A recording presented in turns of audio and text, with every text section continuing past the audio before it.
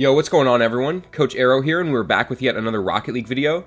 In this one, we're going to be learning the definition of momentum, why it's important, and how the concept of rotating behind teammates can allow us to have momentum when we're ready to challenge the ball. I hope y'all are ready. Let's jump right in.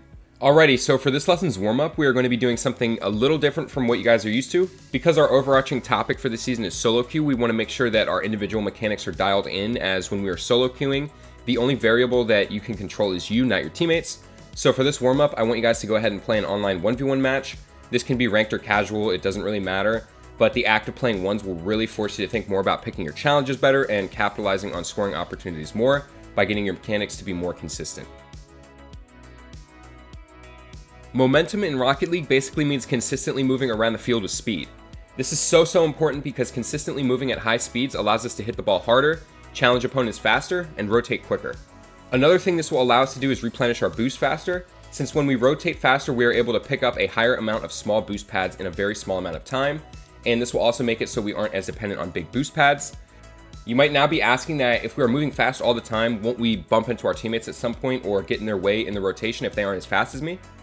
The answer is no, because you won't be at a top speed all the time, and you should have bursts of momentum.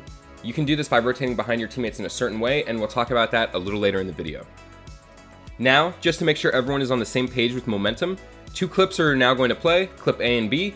After you watch them, decide which clip shows the player with more momentum.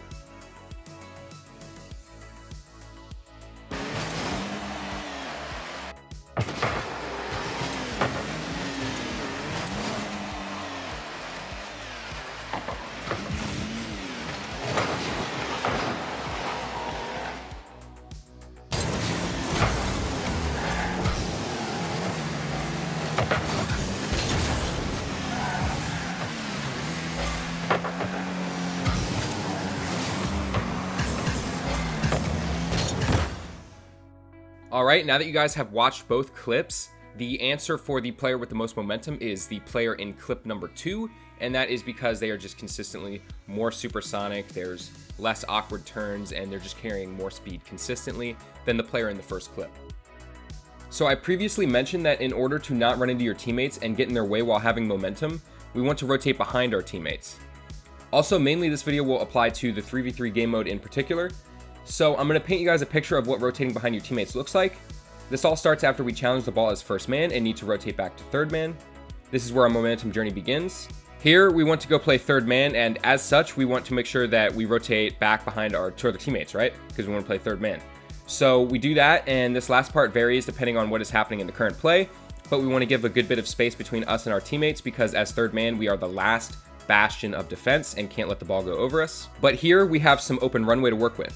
Since Rocket League is fast and positions change quickly, you should be moving upfield and now building that momentum.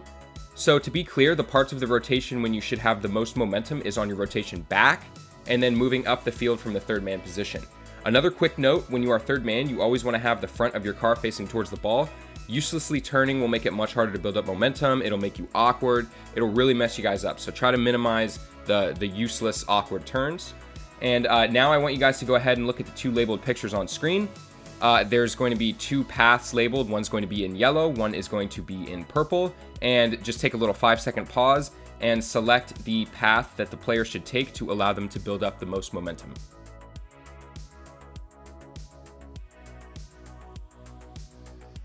Alright, now that you guys have taken a quick little 5-second pause to study the image, the rotation path that is actually correct here is the yellow path, and that is simply because it's a much wider turn, and it allows you to have that kind of runway that we talked about. You're not too close. If you look at the purple route, it's really too close. It's really awkward. It's a sharp turn that's crossed midfield, and you guys never want to do that as third man. As third man, we want to be situated behind midfield.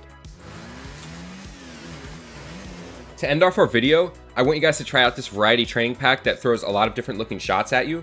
Like I mentioned in our warm-up, we really have to make sure that our mechanics are dialed in this season because of our focus on solo queue, and that means consistently challenging ourselves and practicing outside our comfort zones. Do this training pack for 5 to 10 minutes, then take a well-deserved break. I'll see you all in the next video.